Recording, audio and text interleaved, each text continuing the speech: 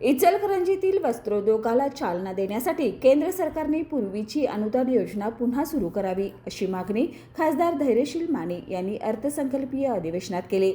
तसेच AI तंत्रज्ञानाचा वापर करून वस्त्रोद्योग व कृषी क्षेत्रात नवसंजीवनी देण्याची गरज त्यांनी व्यक्त केली.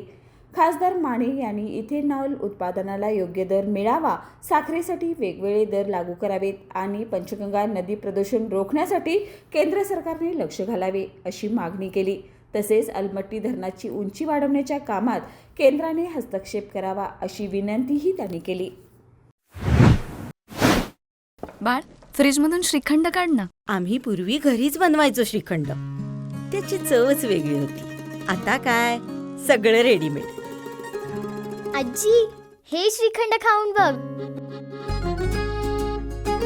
आज तुझ्या आईनं घरीच बनवलं की काय?